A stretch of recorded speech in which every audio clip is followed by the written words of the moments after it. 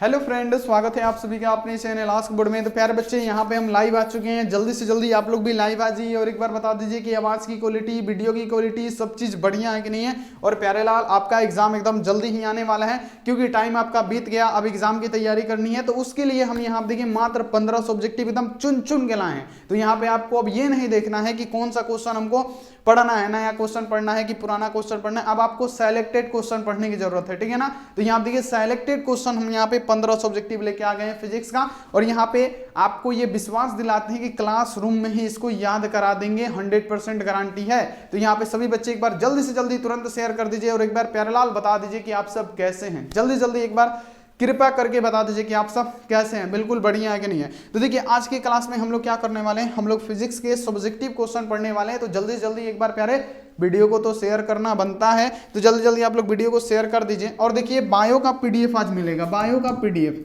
Selected PDF जो exam के लिए जरूरी होगा, ठीक है ना, एग्जाम के लिए जरूरी होगा। तो यहाँ पे आज मिलने वाला है आपको, ठीक है ना। तो जल्दी से जल्दी आप लोग क्या कीजिएगा, फटाफट से प्यारे बच्चों शेयर कर दीजिएगा। और बाद में बताएंगे, लास्ट में बताएंगे पीडीएफ आपको कहाँ से मिलने वाला है इंपॉर्टेंट क्वेश्चन का, ठीक है ना, बिल्कुल फ्री में। तो लास्ट तक रुके रहिए। अब चलिए यहाँ पे क्लास को शुरू करते हैं। कर दे बाबू, एक बार यस बोल दीजिए, कर देना। तो चलिए यहाँ पे हम लोग 15 सब्जेक्टिव क्वेश्चन और विश्वास यहाँ पे हम आपको दिलाते हैं कि आपको पूरा का पूरा हम याद करवा के रहेंगे। तो चलिए, चैनल पे पहली बार आए हैं, फटाफट से आप लोग प्यारे लाल सब्सक्राइब करके बेल आइकन को प्रेस करके ऑल पे, और लाइक नहीं किए हैं प्यारे बच्चों फटाफट से लाइक कर दीजिएगा। व्हाट्सअप ग्रुप तो ज्वाइन करना ही पड़ेगा। नंबर नोट कीजिए मेरा 91 35 74 20 24। आप इस पे मैसेज करके फटाफट से प्यारे बच्चों जुड़ जाइए जल्दी से जल्दी, ठीक है ना। तो यहाँ आप देखिए 3 फरवरी के लिए अब सेलेक्टेड क्वेश्चन हम आपको सब्जेक्टिव का बताने वाले हैं। तो जल्दी जल्दी यहाँ पे लाइव आइए, आ जाइए। तो चलिए शुरू कर दे। एक बार यस बोल दीजिए। तो बाबू सभी बच्चे यस बोलिए और देखिएगा आपको कितना मजा आएगा क्लास करके। एक बार बोल दीजिए कि यस सर शुरू कीजिए क्लास, शुरू कीजिए क्लास, एक बार बता दीजिए। कर दे बाबू शुरू, बोल दीजिए। तो चलिए यहाँ पे हम क्लास को क्या करते हैं, शुरू कर देते हैं। चलिए पहला नंबर क्वेश्चन यहाँ पे पढ़िए, पढ़िए बाबू पहला नंबर की विद्युतीय बल रेखाएं क्या है। ये देखिए कितनी बार ये पूछा गया क्वेश्चन है प्यारे बच्चों, बहुत बार क्वेश्चन पूछा गया है कि विद्युतीय बल रेखाएं क्या है। तो देखिए विद्युतीय बल रेखाएं क्या होती है। तो यहाँ पे पहले क्वेश्चन पढ़िए कि विद्युत क्षेत्र में वह काल्पनिक रेखा जिस पर एक एकांक धन आवेश चलता है उसे क्या कहते हैं, उसी रेखाओं को हम लोग क्या कहते हैं, तो विद्युतीय बल रेखाएं कहते हैं। तो यहाँ आप देखिए, आपको ऐसे तो समझ में नहीं आ रहा, रटना होगा तो रट लेंगे। चलिए अब हम आपको समझाते हैं कि आखिर ये विद्युतीय बल रेखाएं क्या होती है। तो चलिए यहाँ देखिए, यहाँ पे हम लोग क्या मान लिए, प्लस क्यू आवेश मान लिए। यहाँ पे क्या है प्यारे, ये प्लस क्यू आवेश है। यहाँ पे क्या है, एगो माइनस क्यू आवेश है, ठीक है ना, दिख रहा है ना, इधर साफ दिख रहा है ना, ठीक है। अब यहाँ देखिए एगो हमको क्या लेना है, एकांक धन आवेश भी तो लेना है। एकांक धन आवेश यहाँ पे हम लोग मान लीजिए कि यहाँ पे एगो प्लस क्यू एकांक धन आवेश ले लेते हैं। तो यहाँ पे बाबू आपको पता होगा कि यहाँ पे ये जो सजातीय आवेश है ना, ये एक दूसरे को क्या करेगी, प्रतिकर्षित करेगी, है ना। ये तो आप लोग पढ़े होंगे कि प्लस प्लस आवेश प्रतिकर्षित करता है। जितने भी सजातीय आवेश होती है एक दूसरे को भगाता है अपने से दूर, ठीक है ना। तो यहाँ पे आपको ये याद रखना है। तो चलिए यहाँ पे हम लोग क्या पढ़ने वाले हैं, विद्युतीय बल रेखाएं क्या है। तो देखिए विद्युतीय बल रेखाएं क्या होती है, तो वैद्युत क्षेत्र में वह काल्पनिक रेखाएं। तो जब प्यारे बच्चों यहाँ पे क्या होगा, यहाँ पे एगो क्या होगा, वैद्युत क्षेत्र उत्पन्न होगा। यानी यहाँ देखिए क्या होगा, यहाँ पे विद्युतीय बल रेखाएं यहाँ पे चलेगी। यहाँ पे क्या होगा, विद्युतीय बल रेखा एक चलेगा। तो यहाँ देखिए ये क्या करेगा, ये जाएगा यहाँ पे, तो ये क्या कर देगा, प्रतिकर्षित करेगा, क्योंकि एक दूसरे को प्रतिकर्षित करते हैं। लेकिन यहाँ पे माइनस चार्ज है, तो ये क्या करेगा, ये अपने तरफ आकर्षित कर लेगा। तो यहाँ पे क्या हो जाएगा, यहाँ पे ये ऐसे बनेगा। यहाँ देखिए इसी को हम लोग, ये जो काल्पनिक रेखाएं होती है ना, ऐसे ही यहाँ पे इसमें क्या होता है, विद्युतीय बल रेखा यहाँ पे चलता है, ठीक है ना। इसी को हम लोग क्या कहते हैं, इसी को हम लोग क्या कहते हैं प्यारे बच्चों, तो विद्युतीय बल रेखाएं हम लोग कहते हैं। तो यहाँ देखिए एकांक, यहाँ पे क्वेश्चन को सबसे पहले पढ़ने की कोशिश कीजिएगा ताकि आपको पूरा का पूरा समझ में आ सके। और ये डायग्राम भी आप लोग जरूर बनाइएगा ताकि आपको 100% समझ में भी आए और एग्जामिनर प्यारे बच्चों पूरा का पूरा नंबर भी दे दे, ठीक। तो यहाँ पे ध्यान रखना है इस बात को, ठीक। ये देखिए कि वैद्युत क्षेत्र में वह काल्पनिक रेखाएं, वैद्युत क्षेत्र में वह काल्पनिक रेखाएं, यही काल्पनिक रेखाएं हैं जिन पर एक एकांक धन आवेश चलता हो। जिसपे क्या हो, ये एक एकांक धन आवेश चल रहा है, यहाँ पे जा रहे हैं यहाँ पे, लेकिन ये क्या कर रहा है, प्रतिकर्षित कर रहा है, और माइनस क्यू आवेश से ये इसको आकर्षित कर रहा है। तो इस पे प्यारे बच्चों क्या कर रहा है, रेखाएं इस पे चल रही है, विद्युतीय बल रेखाएं, इसी को तो प्यारे बच्चों हम लोग क्या कहते हैं, तो विद्युतीय बल रेखाएं कहते हैं। तो यहां तक आपको पूरा का पूरा समझ में आ गया होगा कि वह यहाँ देखिए वैद्युत क्षेत्र में वह काल्पनिक रेखा है जिस पर एक एकांक धन आवेश चलता हो, जिस पे एक एकांक धन आवेश चलता हो उसे हम लोग क्या कहते हैं प्यारे बच्चों, विद्युतीय बल रेखाएं कहते हैं। चलिए, विद्युतीय बल रेखाएं हमेशा एक दूसरे के समानांतर होती है, तो प्यारे बच्चों वो तो है ही, एक दूसरे के कभी भी क्या होती है, समानांतर होती है, आप लोग लिख दीजिएगा। तो पहला नंबर क्वेश्चन आपका समाप्त होता है। अब देखिए कि आवेश का क्वांटमीकरण, बाबू ये मत समझिए कि ये पढ़ चुके हैं, ये मत समझिए कि ये पढ़ चुके हैं, जितना रिवीजन कीजिएगा ना, जितना ये सब क्वेश्चन पढ़िएगा, यही सब क्वेश्चन आते हैं, यही सब, ठीक है ना। तो ऐसे ऐसे क्वेश्चन को आपको याद रखना और समझा देंगे ऐसा कि आप लोग भूलिएगा नहीं। यहाँ देखिए आवेश का क्वांटमीकरण क्या कहता है, तो एक आवेश का क्वांटमीकरण कहता है ना कि अगर किसी वस्तु पे इलेक्ट्रॉनों का स्थानांतरण हो रहा है तो वो पूर्ण गुणज के रूप में होना चाहिए, बस यही होता है हमारा क्या, यहाँ पे आवेश का क्वांटमीकरण, ठीक है ना। तो यहाँ पे बस आपको याद रखना है कि अगर किसी वस्तु पे, अगर एक वस्तु से दूसरे वस्तु पे इलेक्ट्रॉन जा रहा है, स्थानांतरित कर रहा है, तो वो इलेक्ट्रॉन या तो 1 इलेक्ट्रॉन जाना चाहिए, 2 इलेक्ट्रॉन जाना चाहिए, 4 इलेक्ट्रॉन जाना चाहिए, 100 इलेक्ट्रॉन जाना चाहिए, यानी पूर्ण जाना चाहिए, ठीक है ना। पूर्ण रूप से प्यारे बच्चों क्या होना चाहिए, स्थानांतरित होना चाहिए। ऐसा नहीं कि 0.5 इलेक्ट्रॉन जा रहा है, 0.10, चाहे 12.5 इलेक्ट्रॉन, चाहे 4.5 इलेक्ट्रॉन, ये नहीं होना चाहिए। यही हमारा क्या होता है, तो यहाँ पे आवेश का क्वांटमीकरण होता है। और ये क्वेश्चन बार बार आता है, तो इस बार भी आ जाएगा तो मजा आ जाएगा। यहाँ देखिए आवेश का क्वांटमीकरण क्या कहता है, तो किसी भी वस्तु पर उपस्थित आवेश का जो परिमाण मूल आवेश का होता है ना, पूर्ण गुणज के रूप में होता है। यानी इलेक्ट्रॉनों पर, यहाँ देखिए किसी वस्तु पे इलेक्ट्रॉनों का जो स्थानांतरण होता है ना, तो वो क्या होता है, पूर्ण गुणज के रूप में होता है। यानी एक वस्तु से दूसरे वस्तु पे आपको इलेक्ट्रॉन भेजना है ना, तो आपको पूर्ण गुणज के रूप में ही भेजना पड़ेगा, उसी को कहेंगे प्यारे बच्चों क्या, तो आवेश का क्वांटमीकरण, जो कि ये बहुत ही इंपॉर्टेंट क्वेश्चन है, याद रखना है। तो देखिए यदि कोई आवेश पर उपस्थित, यहाँ देखिए आवेश का परिणाम Q हो, तो Q इक्वल टू क्या होता है, N ही होता है, ये आप लोग पढ़ चुके हैं। जहां N का मान क्या होना चाहिए प्यारे बच्चों, यहाँ देखिए जिसमें N का मान होना चाहिए या तो 1, 2, 3, 4, 100, यानी पूर्ण गुणज होना चाहिए। ऐसा नहीं होना चाहिए कि 1.2 इलेक्ट्रॉन, चाहे 2.5 इलेक्ट्रॉन, 7.4 इलेक्ट्रॉन, 4.5 इलेक्ट्रॉन, ये दशमलव में नहीं स्थानांतरित होता है। यही कहते हैं प्यारे बच्चों क्या, आवेश का क्वांटमीकरण। तो यहाँ पे ये भी क्वेश्चन आपको समझ में आ गया होगा कि आवेश का क्वांटमीकरण क्या कहता है। आवेश का क्वांटमीकरण कहता है कि अगर किसी वस्तु पर, अगर किसी पिंड पे अगर इलेक्ट्रॉनों का स्थानांतरण हो रहा है तो वो पूर्ण गुणज के रूप में ही होना चाहिए, ना कि दशमलव में होना चाहिए। तो ये प्यारे आपको समझ में आ गया ना, तो ये भी क्वेश्चन आपको समझ में आ गया होगा। तो चलिए दूसरा नंबर क्वेश्चन भी खलास हुआ। अब देखिए क्वेश्चन है कि वैद्युत क्षेत्र की तीव्रता क्या है। बहुत बढ़िया क्वेश्चन है, वैद्युत क्षेत्र की तीव्रता। तो देखिए वैद्युत क्षेत्र की तीव्रता क्या होता है, तो यहाँ देखिए वैद्युत क्षेत्र की तीव्रता को ई से, और ई किसके बराबर होता है, तो यहाँ पे होता है F/Q। अब यहाँ पे इसका आप लोग क्या कीजिए, यहीं पे आप लोग क्या कीजिए प्यारे बच्चों, इसका डिफिनेशन बना दीजिए। यहाँ पे यहीं पे प्यारे बच्चों इसका डिफिनेशन बनाइए। कैसे बनाइएगा, तो एकांक धन आवेश में लगने वाले आकर्षण या प्रतिकर्षण बल को ही हम लोग क्या कहेंगे, वैद्युत क्षेत्र की तीव्रता कहेंगे। यहाँ देखिए आपको ऐसे ही निकालना है कि एकांक धन आवेश में लगने वाले बल को, चाहे वो क्या हो, आकर्षण बल हो चाहे प्रतिकर्षण बल हो, उसी को हम लोग क्या कहेंगे, तो उसी को प्यारे बच्चों हम लोग कहेंगे क्या, तो वैद्युत क्षेत्र की तीव्रता कहेंगे। समझे, यहाँ देखिए कितना बढ़िया यहाँ पे ये क्वेश्चन है, और यहाँ पे आपको डिफिनेशन जो बनाना है ना इसका, इसी प्रकार से बनाना है। देखिए इसका डिफिनेशन आपको कैसे बनाना है, आपको पता है कि वैद्युत क्षेत्र को हम लोग किससे सूचित करते हैं, तो ई से। और ई इक्वल टू क्या होता है, तो यहाँ पे हमारा होता है F बटा यहाँ पे क्या होता है Q।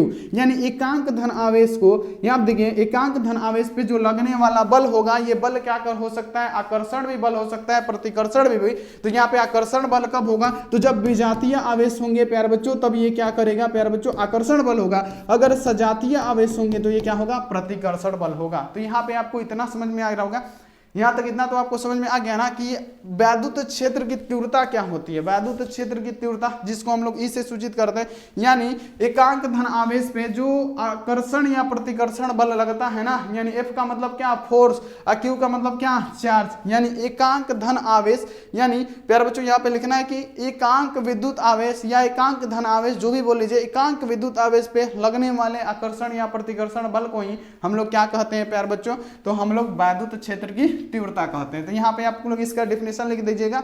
बिल्कुल बढ़िया क्वेश्चन है। ये देखिए एकांक वैद्युत आवेश, यहाँ पे देखिए इसका डेफिनेशन आपको कैसे लिखना है कि एकांक वैद्युत आवेश पर लगने वाला या तो आकर्षण बल हो, आकर्षण कब होगा जब प्लस माइनस होगा, और यहाँ देखिए माइनस प्लस होगा तब क्या होगा आकर्षण होगा, और विकर्षण बल, यहाँ देखिए विकर्षण बल चाहे यहाँ पे क्या हो जाएगा प्लस प्लस होगा चाहे माइनस माइनस होगा तो वो क्या करेगा विकर्षित करेगा, तब यहाँ देखिए वैद्युत क्षेत्र की तीव्रता उसे हम लोग कहते हैं। तो यहाँ तक आपको समझ में आ गया। अब देखिए इसे हम लोग इस द्वारा सूचित करते हैं। देखिए क्वेश्चन को कैसे बनाया जाता है आपको पता है ना कि वैद्युत क्षेत्र को किसके द्वारा, इसको इससे सूचित किया जाता है। मान लिया कि किसी आवेश की विद्युत क्षेत्र, यहाँ देखिए वैद्युत क्षेत्र में स्थित परिमाण बलों आवेश पर कोई बल कार्य करता है, तब उस वैद्युत क्षेत्र की तीव्रता क्या होती है E=F/Q, जो कि ये आपको लिखना पड़ेगा, ये आपको लिखना पड़ेगा। तो ये आप लोग लिख दीजिएगा। बाबू समझ में आ रहा है ना, एक बार बताइए यस यस, जल्दी जल्दी बता दीजिए समझ में आ रहा है। अब चलिए आप देखिए लॉरेंज बल क्या है।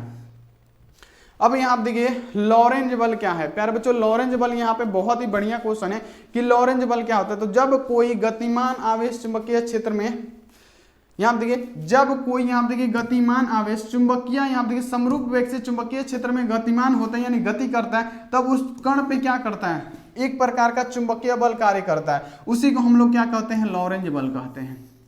चलिए यहाँ पे ये बहुत ही बढ़िया क्वेश्चन है, बहुत बढ़िया, लेकिन यहाँ पे हम आपको समझाने वाले हैं कि कैसे होता है। यहाँ पे समझिएगा सबसे पहले यहाँ पे क्या लिखा गया है बाबू कि जब कोई गतिमान आवेश समरूप चुंबकीय क्षेत्र में, यहाँ पे आप लोग बना लीजिएगा चुंबकीय क्षेत्र क्या है, ये चुंबकीय क्षेत्र है ना। अब देखिए अब यहाँ पे देख लीजिए जब कोई गतिमान आवेश, तो यहाँ पे क्या करना है ये को आवेश ले लेना है प्लस क्यू, मान लीजिए कोई भी आवेश ले लीजिए, यहाँ देखिए एकांक आवेश लेना है। यहाँ देखिए कि जब कोई गतिमान आवेश समरूप चुंबकीय क्षेत्र, ये क्या है चुंबकीय क्षेत्र है, जब कोई यहाँ देखिए गतिमान आवेश समरूप चुंबकीय क्षेत्र में प्यार बच्चों क्या करता है जब गति करा देता है, इसके साथ जब ये गति करेगा ना तब इस पे क्या करेगा एगो बल कार्य करेगा, यहाँ पे क्या करेगा एगो बल कार्य करेगा, उसी को हम लोग क्या कहते हैं प्यार बच्चों, तो उसी को हम लोग लॉरेंज बल कहते हैं। तो यहाँ पे आप लोग इतना समझ जाइएगा ना तो पक्का है कि 100% एग्जाम में बढ़िया कर पाइएगा, ठीक है ना। तो ये सब फिगर भी बना दीजिएगा तो 100% आपको नंबर मिलने ही वाला है, ठीक। तो यहाँ पे ऐसे ऐसे फिगर बना दीजिएगा।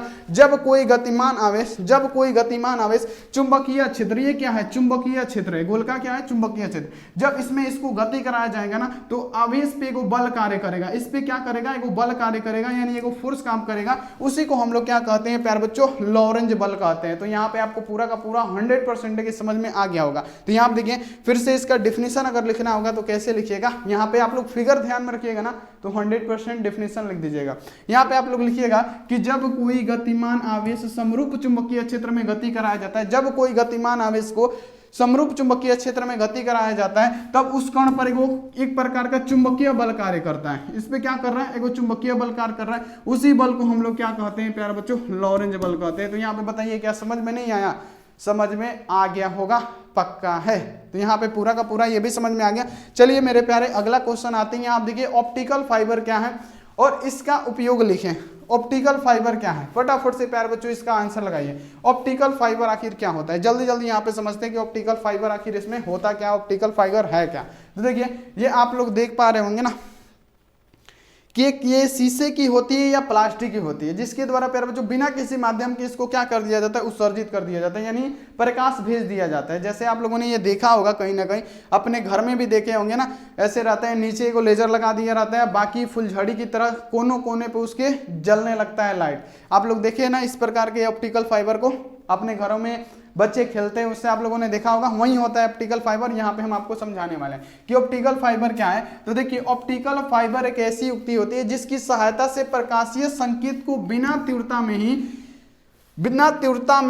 होने, मतलब यहाँ देखिए यहाँ पे थोड़ा सा डिफरेंट है, यहाँ पे पढ़िएगा कि ऑप्टिकल फाइबर एक ऐसी युक्ति होती है जिसकी सहायता से प्रकाशीय संकेतों को बिना तीव्रता में होने है, मतलब बिना तीव्रता में ही यहाँ पे एक स्थान से दूसरे स्थान में, बिना तीव्रता में ही यहाँ देखिए बिना तीव्रता में ही यहाँ पे क्या कर दिया जाता है एक स्थान से दूसरे स्थान तक भेजा जाता है, उसी को हम लोग क्या कहते हैं प्यारे बच्चों ऑप्टिकल फाइबर कहते हैं। बिना तीव्रता का भेजा जाता है, लेजर के द्वारा भेजा जाता है। यहाँ पे देखिए नीचे में लेजर लाइट लगा दिया जाता है, या तो ये प्लास्टिक का हो सकता है, ये कांच का भी होता है, उसकी सहायता से बिना तीव्रता का प्यारे बच्चों प्रकाश को एक जगह से दूसरी जगह यानी उसके छोरों पे भेजा जाता है, उसी को क्या कहते हैं ऑप्टिकल फाइबर कहते हैं। तो देखिए यहाँ देखिए ऑप्टिकल फाइबर एक ऐसी युक्ति होती है जिसकी सहायता से प्रकाशीय संकेत को बिना यहाँ आप देखिए तीव्रता में बिना तीव्रता को एक स्थान से दूसरे स्थान तक भेजा जाता है, उसी को हम लोग क्या कहते हैं, तो ऑप्टिकल फाइबर कहते हैं। तो ये आप लोगों ने देखा होगा, यहाँ पे लेजर लगा रहता है, यहाँ पे लेजर लाइट को जला रहता है, नीचे आप लोगों ने देखा होगा यहाँ पे एक लाइट जला रहता है यहाँ पे,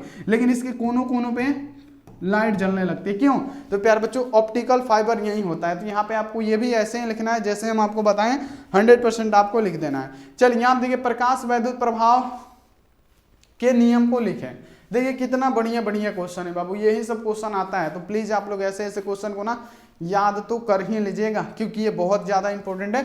ये देखिए कि प्रकाश वैद्युत प्रभाव के नियम को लिखिए। प्रकाश वैद्युत प्रभाव क्या होता है? तो जब किसी वस्तु पे प्रकाश का प्रभाव पड़ता है ना, जब किसी वस्तु पे प्रकाश पड़ता है तो उसमें क्या होता है, इलेक्ट्रॉनों का उत्सर्जन होने लगता है, उसे हम लोग क्या बोलते हैं, तो प्रकाश वैद्युत प्रभाव बोलते हैं। जब भी कोई वस्तु पे प्रकाश पड़े तो उसमें क्या हो, इलेक्ट्रॉनों का उत्सर्जन होने लगे, उसे हम लोग प्रकाश वैद्युत प्रभाव कहते हैं। और प्यारे बच्चों आइंस्टीन को क्या मिला था, प्रकाश वैद्युत प्रभाव पे ही ना मिला था प्यारे बच्चों नोबेल पुरस्कार। तो ये भी क्वेश्चन पूछा जाता है, तो ये आप लोग याद रखिएगा। ये देखिए क्वेश्चन आपके सामने कि प्रकाश वैद्युत प्रभाव क्या है, तो प्रकाश के विद्युत प्रभाव के नियम निम्नलिखित हैं। प्यारे बच्चों ऐसे भी लिख सकते हैं, या हम आपको बता रहे हैं कि अगर किसी वस्तु पे प्रकाश पड़ने पर इलेक्ट्रॉनों का उत्सर्जन होने लगे, अगर किसी वस्तु पे प्रकाश पड़ने पर इलेक्ट्रॉन उत्सर्जित होने लगते हैं, उसे ही हम लोग क्या कहते हैं, प्रकाश वैद्युत प्रभाव। यानी प्रकाश पड़ने पर विद्युत का प्रभाव उसमें हो रहा है, तो उसे हम लोग क्या कहेंगे, प्रकाश वैद्युत प्रभाव कहेंगे। यहां तक आपको क्लियर हो गया। अब देखिए जब किसी धातु के पृष्ठ से फोटो इलेक्ट्रॉन उत्सर्जित होने की दर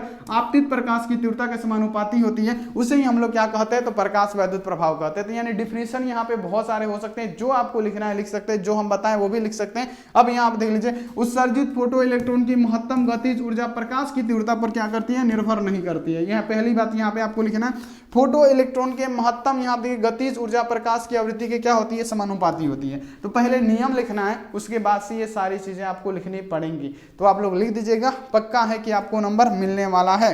देख लीजिए क्वेश्चन के प्रकाश वैद्युत प्रभाव क्या है, तो प्रकाश के विद्युतीय प्रभाव के निम्नलिखित नियम है। जब देखिए जब किसी धातु के पृष्ठ से यहाँ पे क्या होता है, फोटो इलेक्ट्रॉन उत्सर्जित होने का दर आपतित प्रकाश की तीव्रता के समानुपाती होती है, उसे हम लोग क्या कहते हैं, प्रकाश वैद्युत प्रभाव भी कहते हैं। अब यहाँ देखिए फोटो, यहाँ देखिए उत्सर्जित फोटो इलेक्ट्रॉन की महत्तम गतिज ऊर्जा प्रकाश की तीव्रता पर निर्भर नहीं करती है। फोटो इलेक्ट्रॉन की महत्तम गतिज ऊर्जा प्रकाश की आवृत्ति के समानुपाती होती है। प्यारे बच्चों किस पे, ऊर्जा पे निर्भर और तीव्रता पर निर्भर नहीं करेगी, लेकिन इसके समानुपाती होगी। ऊर्जा के क्या होती है, गतिज ऊर्जा की क्या होती है, समानुपाती होती है। तो यहाँ पे आपको इसको याद रखना है। तो ये भी क्वेश्चन आप लोगों ने याद कर लिया। अगला आ जाएगी डाल्टन के परमाणु की व्याख्या को लिखें। बहुत बढ़िया क्वेश्चन, इंपोर्टेंट क्वेश्चन है, ऐसे ऐसे क्वेश्चन को छोड़ना नहीं है मेरे प्यारे, फटाफट से। डाल्टन के परमाणु की पूछा जा रहा है कि डाल्टन के परमाणु की व्याख्या को लिखें। तो डाल्टन का परमाणु क्या है, तो डाल्टन का परमाणु का निम्नलिखित व्याख्या है। पहला लिखना है कि किसी तत्व के छोटे छोटे कण के परमाणु कहते हैं। यहाँ देखिए किसी भी तत्व के छोटे छोटे कण को ही हम लोग क्या कहते हैं, परमाणु कहते हैं। यहाँ पे ये किसने कहा था, तो ये डाल्टन का परमाणु व्याख्या, उसी में इसका व्याख्या है, ठीक है ना। तो आपको व्याख्या ही करना है, तो जैसे बता रहे हैं वैसे लिखिएगा कि डाल्टन यहाँ पे किसी तत्व के छोटे छोटे कण को परमाणु कहते हैं। किसी भी तत्व के छोटे छोटे कण को परमाणु कहते हैं। परमाणु का आकार लगभग क्या होता है, गोलाकार होता है, ये भी लिख देना। दो या दो से अधिक परमाणु मिलकर एक अणु का निर्माण करते हैं। ये सब डाल्टन का प्यारे बच्चों परमाणु व्याख्या है, परमाणु मॉडल है, ठीक है ना। तो आप लोग इसको लिख दीजिएगा। परमाणु का ना तो यहाँ पे उत्पन्न किया जा सकता है और ना ही इसको नष्ट किया जा सकता है, ठीक है ना। जैसे आवेश को ना तो कोई उत्पन्न कर सकता है, ना ही कोई नष्ट कर सकता है, वैसे ही ये जो परमाणु होते हैं ना तो इनको कोई उत्पन्न करेगा, ना ही इनको कोई नष्ट करेगा। यही क्या है, हमारा डाल्टन का परमाणु का व्याख्या है। तो प्यारेलाल इसको लिखना तो पड़ेगा, तो आप लोग इसको जरूर लिखिएगा, एग्जाम में पूछेगा तो देखिए फिर से हम आपको बता देते हैं कि डाल्टन का परमाणु व्याख्या लिखना है। पहले लिखना है कि डाल्टन के परमाणु व्याख्या निम्नलिखित है। पहला लिखना है कि किसी तत्व के छोटे छोटे कण को परमाणु कहते हैं। परमाणु का आकार लगभग क्या होता है, गोलाकार होता है। दो या दो से अधिक परमाणु मिलकर एक अणु का निर्माण करते हैं। चले, परमाणु को ना तो प्यारे बच्चों उत्पन्न किया जा सकता है, ना ही नष्ट किया जा सकता है। तो ये आप लोग लिख दीजिएगा, बिल्कुल आपके एग्जाम में पूछे जाएंगे। अगला यहाँ पे आ जाएगी समविभवी तल क्या है, इसके गुणों को लिखिए। समविभवी तल क्या, जहां पे प्यारे बच्चों क्या हर बिंदु पे विभव की मात्रा, एक ऐसा पृष्ठ, एक ऐसा प्यारे बच्चों यहाँ आप देखिए, एक ऐसा तल या एक ऐसा पृष्ठ, देखिए वैसा तल या ऐसा पृष्ठ, जो भी बोलिए, वैसा तल जिसके हर बिंदु पे क्या हो, विभव की मात्रा हर में मतलब हमेशा एक समान हो, उसे क्या कहेंगे, तो प्यारे बच्चों समविभवी तल कहेंगे। वैसा तल, यहाँ पे क्या पूछेगा, समविभवी तल। तो वैसा तल जिसके हर बिंदु पर, वैसा तल जिसके हर बिंदु पर विभव की मात्रा हमेशा एक समान हो उसे क्या कहेंगे, समविभवी तल कहेंगे। तो प्यारे लाल ये भी क्वेश्चन आपको याद होना चाहिए कि समविभवी तल किसे कहेंगे, तो वैसा तल जिसके प्रत्येक बिंदु पर विद्युत विभव की मात्रा क्या हो, समान हो, उसे हम लोग क्या कहेंगे प्यारे बच्चों, समविभवी तल कहेंगे। इसे निम्नलिखित इसकी विशेषताएं क्या है, आपसे पूछा गया ना कि इसके गुणों को लिखें, तो इसका गुण लिखना है कि समविभवी तल एक दूसरे को कभी नहीं काटती है। पहला गुण यहाँ पे प्रॉपर्टीज आपको लिखना है कि समविभवी तल एक दूसरे को कभी नहीं काटती है। देखिए समविभवी तल के किसी बिंदु, यहाँ देखिए किसी दो बिंदु का विभव अंतर क्या होता है, हमेशा शून्य होता है। यानी समविभवी तल में किया गया कार्य हमेशा क्या होता है, शून्य होता है। ये तो हम आपको पढ़ा चुके हैं। तो यहाँ पे लिखिएगा कि समविभवी तल के किसी दो बिंदु का विभवांतर हमेशा शून्य होता है। अब देखिए समविभवी तल पर किसी आवेश को अंतरातित करने में किया गया कार्य भी हमेशा क्या होता है, शून्य होता है। तो ये भी क्वेश्चन हम आपको पढ़ाए हैं, तो ये सारा का सारा क्वेश्चन आपको याद ही होगा कि समविभवी तल तो आपको पता चल गया, वैसा तल जिसके हर बिंदु पर विभव की मात्रा समान हो उसे समविभवी तल कहते हैं। और समविभवी तल के आपको गुण लिखना है, तो समविभवी तल एक दूसरे को कभी नहीं प्रतिच्छेद करेगी। और यहाँ पे आपको लिखना है कि जो समविभवी तल होगा ना, किसी दो बिंदुओं के बीच का विभवांतर उसका क्या होगा, शून्य होगा। और उसमें किया गया कार्य भी क्या बच्चों क्या होता है, यहाँ पे उसमें स्थानांतरण किया जाता है, जो भी कार्य किया जाता है वो हमेशा क्या होता है, आवेश के द्वारा जितना कार्य होगा वो क्या होगा, शून्य होगा, क्योंकि उसके हर विभव पे क्या होता है, हर तल पे मतलब हर विभव समान होता है, हर जगह पे विभव का मात्रा क्या होता है, समान होता है, इसलिए। तो यहाँ पे आपको ये भी क्लियर हो गया। चलिए अगला क्वेश्चन आ जाइए, ये क्वेश्चन आपके सामने है, इंग्लिश मीडियम वाले के लिए वही क्वेश्चन है। तो यहाँ आप देखिए जल्दी जल्दी आप लोग स्क्रीनशॉट ले लीजिएगा। चलिए बहुत बढ़िया, चलिए हो गया। चलिए अगला क्वेश्चन आ जाइए। अगला क्वेश्चन है कि न्यूटन के कड़िक सिद्धांत को लिखें। अब यहाँ आप देखिए राइट न्यूटन्स प्रैक्टिस, यहाँ पे देखिए पार्टिकल्स थ्योरी, यहाँ पे आपको क्या करना है, न्यूटन के कड़िक सिद्धांत को लिखना है। न्यूटन के कड़िक सिद्धांत को लिखना है। तो न्यूटन के कड़िक सिद्धांत को आप लोग कैसे लिखेंगे, तो यहाँ पे लिख दीजिएगा यह कणिक सिद्धांत। तो यहाँ देखिए यह कणिक सिद्धांत एक माध्यम से दूसरे माध्यम में जाती है तो परिवर्तित हो जाती है। पहला यहाँ देखिए ये सब बहुत बढ़िया बढ़िया क्वेश्चन है। पहला लिखना है आपको कि यह जो यहाँ आप देखिए कणिका होती है एक माध्यम से दूसरे माध्यम में जाती है ना, तो ये परिवर्तित हो जाती है। अब यहाँ देखिए कणिक सिद्धांत लिखना है ना, इन कणिकाओं का वेग महत्तम होता है, ये कणिकाएं सीधी रेखा में गमन करती हैं, इन कणिकाओं के माध्यम की आवश्यकता नहीं पड़ती है क्योंकि ये निर्वात में भी गमन करती है, ठीक है ना। तो ये आपको याद रखना है कि ये जो कणिकाएं होगी ना, न्यूटन के कणिका, यहाँ पे क्या लिखा है, न्यूटन के कणिका सिद्धांत को लिखे। तो न्यूटन के कणिका सिद्धांत को आपको लिखना है। तो यहाँ पे लिखना है कि यह कणिका एक माध्यम से दूसरे माध्यम में जाके परिवर्तित हो जाती है, पहली बात। अब यहाँ देखिए दूसरा लिखना है कि इन कणिकाओं का वेग क्या होता है, महत्तम होता है, ये कणिकाएं सीधी रेखा में गमन करती है, इन कणिकाओं के मध्य या माध्यम की क्या होती है, इसमें आवश्यकता नहीं पड़ती है क्योंकि ये क्या होते हैं, विद्युतीय चुंबकीय तरंग होते हैं। अब यहाँ देखिए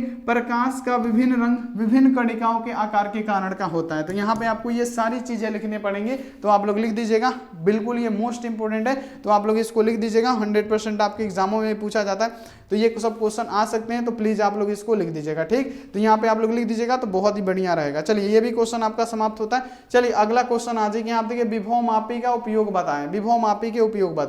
विभव मापी के निम्नलिखित उपयोग है। प्यारे बच्चों विभव मापी से क्या मापा जाता है, विभव मापी से तो विभवांतर मापा जाता है, पहली बात। तो यहाँ देखिए विभव मापी के निम्नलिखित उपयोग है, कौन कौन, तो विभव मापी के द्वारा दो सेलों को विद्युत वाहक बल को मापा जाता है, यानी दो सेलों का अगर ईएमएफ मापना हो, इलेक्ट्रोमोटिव फोर्स मापना हो, किसके द्वारा मापेंगे, हम विभव मापी के द्वारा मापते हैं। अब यहाँ पे हो जाएगा विभव मापी के द्वारा सेल का आंतरिक प्रतिरोध भी मापा जाता है। अब देखिए विभव मापी के द्वारा दो सेलों का विद्युत वाहक बल की तुलना में किया जाता है, यानी विभव मापी का प्रयोग हम किसके द्वारा मतलब क्या किसमें कर सकते हैं, तो दो सेलों का विद्युत वाहक बल की यहाँ पे क्या तुलना किया जा सकता है, यहाँ पे मतलब उसका वही मापा जा सकता है ईएमएफ। अब यहाँ देखिए विभव मापी के द्वारा सेल से प्रवाहित धारा को भी मापा जा सकता है, यानी यहाँ पे आपको बताना है कि विभव मापी का उपयोग आप लोग किस किस में कर सकते हैं, विभव मापी का उपयोग आप लोग किस किस में कर सकते हैं। तो देखिए विभव मापी के निम्नलिखित उपयोग है, विभव मापी के द्वारा दो सेलों के बीच का ईएमएफ मापा जाता है, इलेक्ट्रोमोटिव फोर्स मापा जाता है। अब देखिए विभव मापी के द्वारा क्या होता है प्यारे, विभव मापी के द्वारा सेल का आंतरिक प्रतिरोध भी मापते हैं, विभव मापी के द्वारा दो सेलों के विद्युत वाहक बल की तुलना भी इससे किया जा सकता है। अब यहाँ पे देख लीजिए, विभव मापी के द्वारा सेल में प्रवाहित विद्युत धारा को भी मापा जा सकता है। तो यहाँ पे आपको ये लिखना पड़ेगा, बहुत ही ज्यादा इंपॉर्टेंट यहाँ पे वायरल क्वेश्चन है ये सब, तो आप लोग इसको लिख दीजिएगा, बिल्कुल आपके एग्जाम के लिए इंपॉर्टेंट है। ये देखिए प्रकाश का प्रकीर्णन क्या है, प्रकाश का प्रकीर्णन क्या है, जल्दी से जल्दी यहाँ पे आप लोग इसका आंसर लगा दीजिए कि प्रकाश का प्रकीर्णन क्या है। प्रकाश का प्रकीर्णन क्या है, देखिए प्रकाश का प्रकीर्णन यहाँ पे आप लोग समझिएगा कि जब प्रकाश की किरण वायुमंडल से होकर गुजरती है, जब प्रकाश की किरण वायुमंडल से होकर गुजरती है, तब वायुमंडल में उपस्थित जो धूल कण क्या होते हैं, प्रकाश की किरण के पथ में क्या कर देते हैं प्यारे बच्चों, आ जाते हैं, जिससे क्या होता है वो मुड़ जाता है या विचलित हो जाता है। इसी तरह यहाँ आप देखिए अपने पथ से मुड़ने की घटना को ही हम लोग क्या कहते हैं, तो प्रकाश का प्रकीर्णन कहते हैं। समझे प्यारे बच्चों, यहाँ देखिए जब प्रकाश की किरण वायुमंडल में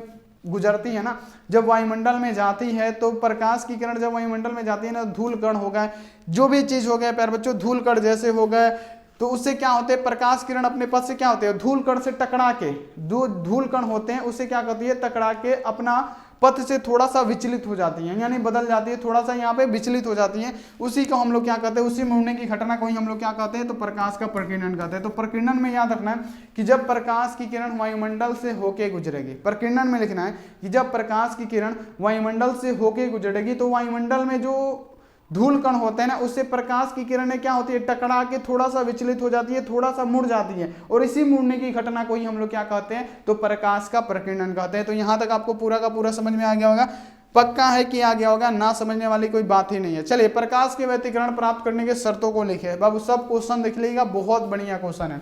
तो ऐसे ऐसे क्वेश्चन को आपको बाबू हमेशा याद रखना है, A to Z हमेशा बाबू इसको याद रखना। ये देखिए क्वेश्चन है कि प्रकाश के व्यतिकरण, यहाँ देखिए साबुन का पानी रंगीन दिखाई देना, पतली तेल की झिल्ली रंगीन दिखाई देना, ये सब किसके कारण से होता है, तो प्रकाश के व्यतिकरण के कारण से ही होता है। ठीक, तो यहाँ पे आप लोग समझिएगा प्रकाश के व्यतिकरण क्या है, प्राप्त करने के लिए निम्नलिखित शर्त है। कौन कौन से शर्त है, तो प्रकाश तरंगों को एक ही दिशा में होना चाहिए। यहाँ पे पहला शर्त लिखना है कि प्रकाश तरंगों को एक ही दिशा में होना चाहिए, प्रकाश के दोनों तरंगों का आयाम बराबर होना चाहिए, प्रकाश के दोनों तरंगों का तरंग दैर्ध्य बराबर होना चाहिए, प्रकाश के दोनों तरंगों के बीच का कालांतर भी क्या होना चाहिए, नियत होना चाहिए। तो ये प्यार बच्चों शर्त हुए, शर्तें हैं, ये होगी तभी प्यार बच्चों क्या होगा, प्रकाश का व्यतिकरण संभव होगा। ठीक, तो यहाँ पे आप लोग इसको लिख दीजिएगा। ठीक, यहाँ पे क्या लिखना है कि प्रकाश के व्यतिकरण के कौन कौन से शर्त हैं, तो देखिए प्रकाश के व्यतिकरण प्राप्त करने के लिए निम्नलिखित शर्त है। पहला शर्त है बाबू यहाँ पे कि प्रकाश तरंगों को एक ही दिशा में होना चाहिए। दूसरा शर्त है कि प्रकाश के दोनों तरंगों का आयाम जो होना चाहिए वो बराबर होना चाहिए। तीसरा शर्त यह है कि प्रकाश के दोनों तरंगों का तरंग दैर्ध्य बराबर होना चाहिए। चौथा शर्त यह है कि प्रकाश के दोनों तरंगों के बीच का कालांतर भी क्या होना चाहिए, हमारा नियत होना चाहिए। तो यहाँ पे इतना आपको बाबू लिखना पड़ेगा, तो आप लोग लिख दीजिएगा। बिल्कुल आपका टाइम वेस्ट बाबू इसलिए नहीं कर रहे, फटाफट से करा रहे ताकि आपके पास टाइम ही कहाँ है, आपके पास बाबू टाइम ही कहाँ है। चलिए अगला क्वेश्चन आ जाइए यहाँ पे कि तरंगार्घ क्या है। तरंगार्घ क्या है, देखिए क्वेश्चन पूछा गया क्वेश्चन है, बहुत बढ़िया क्वेश्चन है कि तरंगार्घ क्या है। तो देखिए तरंगार्घ हमारा क्या होता है, तो प्रकाशीय तरंगार्घ सभी दिशाओं में समान रूप से कंपन करते हुए एक निश्चित आकार का निर्माण करती है, जिसको हम लोग क्या कहते हैं, तो तरंगार्घ कहते हैं। तो सिंपल सा इसका आंसर है, तो इसको आप लोग आराम से लिख सकते हैं, लेकिन 2 नंबर का क्वेश्चन है, ध्यान रखना है कि प्रकाशीय यहाँ आप देखिए तरंग सभी दिशाओं में समान रूप से कंपन करते हुए निश्चित आकार का निर्माण करती है, जिसे हम लोग क्या कहते हैं, तरंगार्घ कहते हैं। तो ये भी आपको पूरा का पूरा क्वेश्चन याद हो गया। चलिए अगला क्वेश्चन आ जाइए कि विशिष्ट प्रतिरोध या प्रतिरोधकता क्या होता है। देखिए कितनी बार क्वेश्चन पूछा गया, बहुत बढ़िया क्वेश्चन है कि विशिष्ट प्रतिरोध या प्रतिरोधकता क्या है। तो यहाँ पे समझिएगा विशिष्ट प्रतिरोध या प्रतिरोधकता क्या है, तो किसी चालक तार का प्रतिरोध, और यहाँ देखिए चालक तार के अनुप्रस्थ काट क्षेत्रफल A, यानी यहाँ पे प्रतिरोध यहाँ पे R भी लिख सकते हैं, ठीक है ना। तो ये आप देखिए किसी चालक तार का प्रतिरोध R, चालक तार के यहाँ आप देख लीजिए चालक तार के अनुप्रस्थ काट क्षेत्रफल A के गुणनफल तथा यहाँ आप देखिए उसके लंबाई की क्या होती है प्यारे बच्चों, उसके लंबाई की क्या होती है, अनुपात के चालक को हम लोग क्या कहते हैं, विशिष्ट प्रतिरोध कहते हैं। तो यहाँ पे थोड़ा सा डिफरेंस लिखा हुआ है, लेकिन हम आपको अपने भाषा में समझा देते हैं कि क्या होता है। देखिए किसी चालक तार का प्रतिरोध R, चालक तार का अनुप्रस्थ काट क्षेत्रफल A के गुणनफल तथा यहाँ देखिए उसके लंबाई की क्या होती है, अनुपात को ही हम लोग क्या कहते हैं, तो विशिष्ट प्रतिरोध या प्रतिरोधकता कहते हैं। तो यहाँ पे आपको याद रखना है, इसको रो द्वारा प्यारे बच्चों क्या किया जाता है, सूचित किया जाता है। आपको याद रखना है रो इक्वल टू क्या होता है, R, यहाँ पे क्या होता है R बट इंटू A बटा में क्या होता है, एल होता है। तो यहाँ पे आपको याद रखना है इसका एस आई मात्रा क्या होता है, ओम मीटर होता है। तो ये क्वेश्चन आप लोग 100% याद रखिएगा, इंपॉर्टेंट क्वेश्चन है। चलिए भंवर धाराएं क्या होती है, देखिए क्वेश्चन पूछा गया कि भंवर धाराएं क्या होती है। भंवर धाराएं क्या होती है, तो जब धातु के एक टुकड़े को चुंबकीय क्षेत्र में घुमाया जाता है तो धातु का टुकड़ा क्या होता है, फ्लक्स में परिवर्तित हो जाता है, और जो फ्लक्स में परिवर्तित होता है तो वो गर्म हो जाता है, और गर्म होने के साथ से एडी करंट बना देता है, जिससे क्या होता है प्यार बच्चों, उसमें भंवर धाराएं उत्पन्न हो जाती है। तो इसी को प्यार बच्चों कम करने के लिए यहाँ देखिए, यहाँ देखिए उसी को हम लोग भंवर धाराएं कहते हैं। हमसे क्या पूछा गया कि भंवर धाराएं क्या होती है, तो जब किसी धातु के प्लेट को चुंबकीय क्षेत्र में घुमाया जाता है तो इसके जुड़े चुंबकीय फ्लक्स में लगातार परिवर्तन होने लगता है, जिसके कारण धातु विद्युत वाहक बल प्रेरित हो जाता है जो इसकी गति को कम कर देता है। इसी को हम लोग क्या कहते हैं प्यार बच्चों, तो भंवर धाराएं कहते हैं, एडी करंट कहते हैं। तो यहाँ पे आपको इसको याद कर लेना है। तो ये क्वेश्चन बहुत ही बढ़िया है, जिसको आप लोग याद कर लीजिएगा। तो हम आपको कितना 15 यहाँ पे क्या बता दिए, सब्जेक्टिव क्वेश्चन बता दिए, जो बहुत ही ज्यादा इंपॉर्टेंट है और बहुत तेजी में बताए हैं। और यहाँ देखिए टाइम आपके पास कम है, इसलिए तेजी में बताएं, क्योंकि आज से बहुत ही कम दिन बच गए हैं। तो प्लीज टाइम वेस्ट मत कीजिए, फटाफट से क्लास कीजिए, अपना सेल्फ स्टडी कीजिए, वो भी जरूरी है। तो चलिए प्यार बच्चों, लाइक नहीं किए हैं वीडियो को फटाफट से आप लोग लाइक कर दीजिए। तो लाइक नहीं किए हैं फटाफट से लाइक करके चैनल को जल्दी से जल्दी आप लोग सब्सक्राइब करके बेल आइकन को प्रेस करके ऑल पे कर दीजिएगा, ठीक है ना। तो चलिए प्यार बच्चों, यहाँ पे पीडीएफ कहाँ से मिलेगा बायो का हम आपको बता देते हैं। ऑल सब्जेक्ट का आप लोग डाउनलोड कर सकते हैं। सबसे पहले गूगल या क्रोम को ओपन करना है, यहाँ पे आपको लिखना है सिंपली ASKBUARD, आस्क बोर्ड लिख के सर्च कीजिएगा, ठीक है ना। यहाँ पे आ जाएगा आस्क बोर्ड। जैसे ही आप लोग आस्क बोर्ड लिख के सर्च कीजिएगा, यहाँ देखिए बहुत सारा पीडीएफ आपका खुल जाएगा। जैसे देखिए फिजिक्स का लॉन्ग क्वेश्चन लर्निंग वाला क्वेश्चन है, अगर आप डाउनलोड करना चाहते हैं तो कर सकते हैं। केमिस्ट्री का यहाँ पे सब्जेक्टिव क्वेश्चन डाउनलोड कर सकते हैं। फिजिक्स के 350 यहाँ से ऑब्जेक्टिव डाउनलोड कर सकते हैं। यहाँ पे वायरल केमिस्ट्री का फिजिक्स का सब्जेक्टिव डाउनलोड कर सकते हैं। तो आइए फटाफट से यहाँ से आके बायो का लिखा होगा, आके आप लोग फटाफट से डाउनलोड कर लीजिए। तो थैंक्स फॉर वॉचिंग, मिलते हैं ऐसी अगली क्लास में। आप लोग अपना ध्यान रखिए, मन लगा के पढ़ाई कीजिए। Take care and bye.